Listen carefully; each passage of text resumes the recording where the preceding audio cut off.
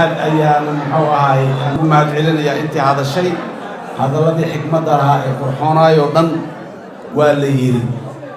caawa sida loo wada tilmaamay laba munaasabadood oo waaweyn oo isdul saaran waayo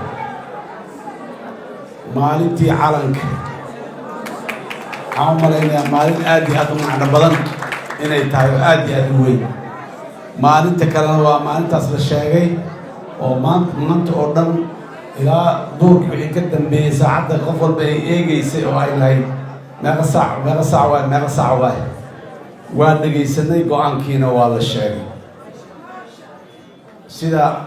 saaxiibadii iyo mas-uuliyiintii iga horreey u sheegeen guusha caawa soomaaliya u soo hoyatay waa ka weyn tahay wax loo nisbayn karo qof hebelaa iska lahaa iyo hebelaa keenay iyo hebelaa waxeeyey iyo waa ka weyn tahay sidoo kale cawada maxkamadda horteeda go-aankii maxkamaddana waa lagu caddeeyey soomaaliya mar ay dhulkaasi baddaasi raalli ka ahayd inay baxdo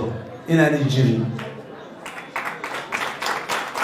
waqti kasta iyo zaman kasta duruufihiisuu lahaa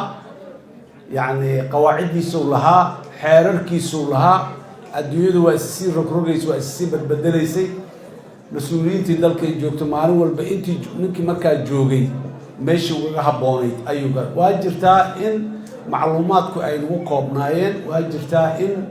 fahamka iyo ogaalka iyo aqoonteenna ku saabsan arrimaha badda inay yarayd waxaasoo dhan waxay keenayeen in la istuhumo iyo in la isriixriixa iyo way keenayeen laakiin caawa maxkamadda go-aankeedii markii lagu dhawaaqayay iyo madaxdii mas-uuliyiintii halkan ka hadashoo dhan waxay caddeeyeen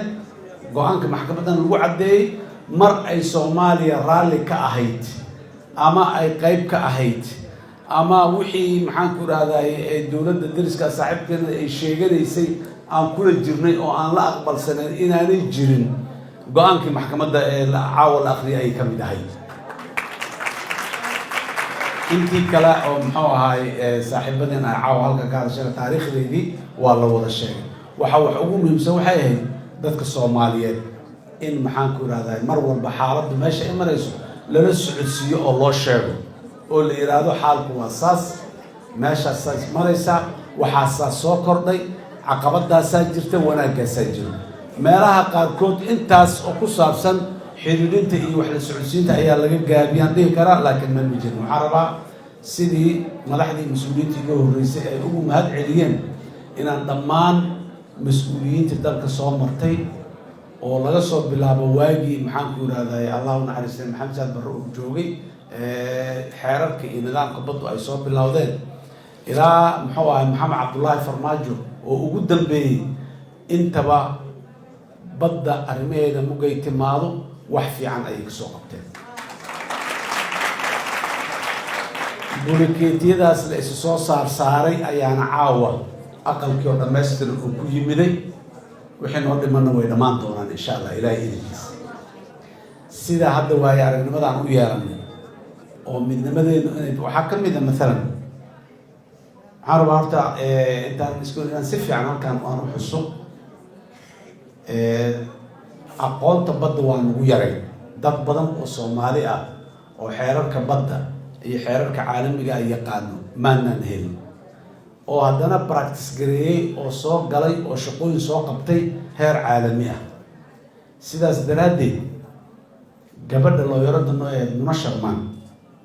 iyo allah u naxariistee maxamed cumar saalixi oo aan deeka anugu kolleyba intii aan joogan ogaa lahay aqoonta saalixi injineer loo Soomaaliyeed ma la kulmin aniga waa laga yaabaa inay jiraan laakiin lama kulmin allah u naxariisto jannadii allah ka waraabiyo saalixi nin wuxuu ahaa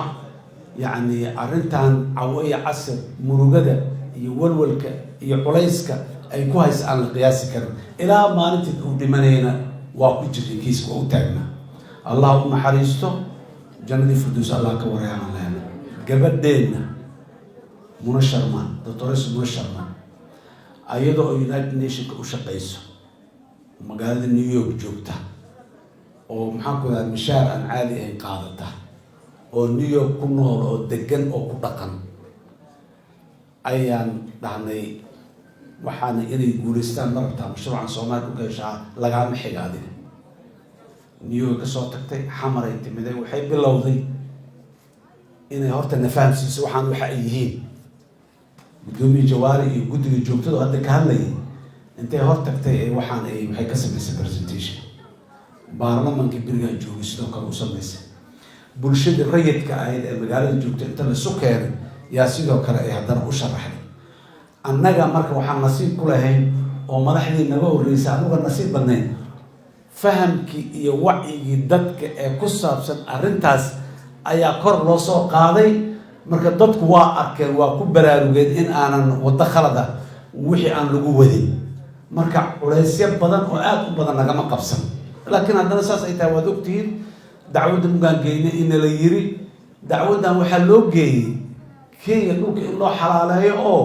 la yiraahdo maxkamada u xukuntay ma ogiyo muxuu ahay waa nalaga xukumaya waaba ognahayba waaba ka dhacnayba marka waxaa soo dhan ayaga ay jiraan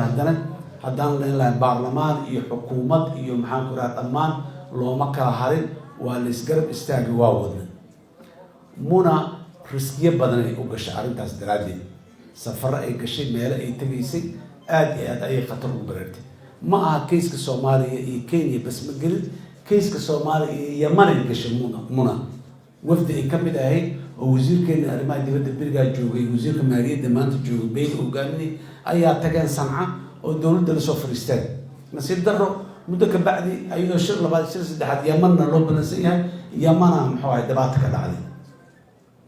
ma ay sii socon muxuu ahay wixii aniga Kenya waa sida caawa la aqrinayay intaasoo shir laga galo waa laga soo gudbay waxaan rabaa dadka Soomaaliyeed magacooda iyo sharaftooda iyo karaamadooda in lagu abaal mariyo maxaan ku raacay gabadhaas iyo anigu shaqaale dawlad ah dawladda u shaqeynay madaxda iga horeysay siday ahaayeen wasiiradu siday ahaayeen dad mas'uuliyad qowsaaro dan la raaciyaan ahayn dantiina la raaciyaan daba joognay laakiin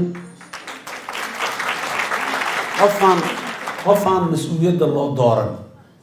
qofaan shaqaale rayida ahayn oo dawladda shaqaaleeda diiwaan gashan aan ahayn qof haysto nolol fiican iyo lacag aad iyo aad u tiro badan ee inta soo laalaabay yiri maya cadkan badda ee Soomaaliya si aan loo dhicin ama aan u baxsanin ayaa u taagnaanaya waxaan filayaa ammaan mas'uuliyiinteennii iyo dadkeennii dawladda ka tirsanaya ay mudan yihiin ka badan ayay gabadhaas iyo Allah u naxariistay injineer Saalixiba ay mudan yihiin waxaan rabaa inaan si guud aniga waqtiga aan joogay intii ila shaqeyso dhawaa maasiin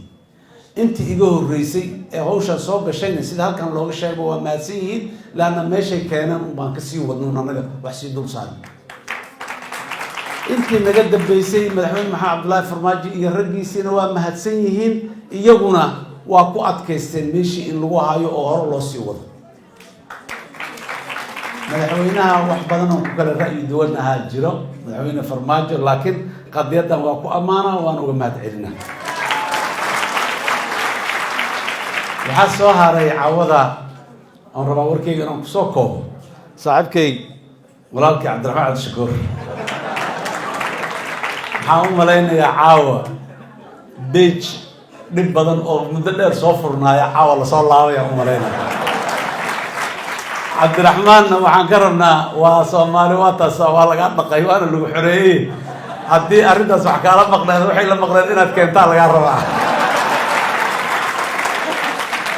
cudurdaarkii saaxiibkii Cabdiraxmaan cawada horta cudurdaarkii laga qaaday wallahi keyskan badda balaayadan qoortana loo guriyo balaayada aan haysto mooyaane meelaha gaari lahayn waa sugaynaa caawa guul iyo wanaagaan u rajaynaynaa isaguna waa mahadsan yahay intii kale dadaalkan soo gasho dhanna waa mahadsantahay Soomaaliya caawa guusheeda wax qof leeyahay iyo wax koox leedahay iyo wax shakhsi uu maxaan ku raad sheegto waa ka weyntahay qof waa dhigi karaa aniga intaasaan aan meeshaasaan ka qayb qaatay maalintaasaan waxaas ka qayb qaatay sidaasaan sameeyey qof waa dhigi karaa laakiin guushaan weyn oo timiday qof ma sheegan karo waxaan u malaynayaa waa la sheeganaya haddii la yidhaha qof iiga habboon oo sheega lahay ma jirto anigana inaan sheegto oo aan dhaho anaa iskale ma rabo waa iga weyn tahay waa iga culus tahay waa iga miisaan weyn tahay Soomaali oo dhan fiiri ma aha Soomaalida Jamhuuriyadda Federaalka ku nool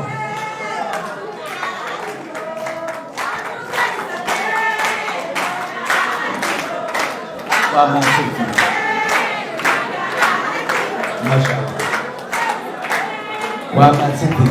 أرنتان قومية الصومالي قال لي هذا مالك السو يكون نشا قومية مواطنين الصومالية ما قومية الصومالي بقول كيف بقول مسلمين تا أفك الصومالي كو هذا الشيء مالك السو أي جوكتو أي بوشا إسكالي هو نلام دونا هذا كبعد إيمان دونا إسكالي magaciina wada tacaawo dhan kayska migi la akhriyo waa dhageysanaysan maxaan ku raadaay Sri Lanka iyo maxaan ku raadaay iyo Myanmar iyo Bangladesh iyo in la soo xiganayo magacyadooda lagu soo celinayay laana kaysas hore lagu guulaysto dhacay ay Soomaaliya sidaas oo kale ayaa mararka kaysas noocan isku dacweey mar walba loo soo qaado doona oo la sheegi doona markasta oo magaceena la sheego annagu intaan noolnahay iyo kuwa dhalan doona intay nool yihiinba magacaas la sheegay guula la socotay guudara lama socoto marka wax lagu faano lagu farxo la lahaado oo lahaanshiyahooda la dareemo waaye dadka Soomaaliyeed waxaan leeyahay dhamaantiin guul iyo wanaagan idin rajayna waxaa soo hartay hal walaxa noo dhiman waa guulaysanay guushi meel yar nool baddi waa guusheedii waa soo hananay waa soo xiraynay meelaan soo dhignay wixii yar yar oo ka dhadhaman oo wada xaajood iyo wada hadal iyo xaqiijin ah inta mustaqbalka imaanaysa meel maanta laga qalluuci kara ma joogtee si naashnaashina intii mustaqbalka la kulantaa si naashnaashi doonta diyaaliira maxaa noo dhiman dalka Soomaaliya doorasho ka dhacday doorasho nabadaha ka dhacday baarlamaan cusub madaxweyne cusub xukuumad cusub ayaa dalka timiday la isku madilin la isku qabqabsan la islama sheegan la isagama raaracsan intaasaa noo dhiman oo noo bilaabatay oo senataradii la soo doortay caawa ay halkan nala fadhiyaan inta dhiman iyo xildhibaanada mustaqbalka soo socdana qaar badan oo kamid ah ii muuqdaba halkan iga muuqda marka madaxweynayaashii soo socdana sidoo kale meeshaan ay fadhiyaan caawa ayaga dadkaan ay dhex fadhiyaan marka guusha inaan intaas xaqiijino ayaan sugaynaa inta kalena waa fiicanahay dhammaan Soomaaliya waxaan leeyahay ha midowdo dhibka iyo culayska Soomaaliya Allah ka qaado dadka Soomaaliyeedna ha u guntadaan inay iska qaadaan iyaga aad iyo aad ayaa u mahadsantihiin. Wassalaamu calaykum waraxmatullaahi wabarakaatuh.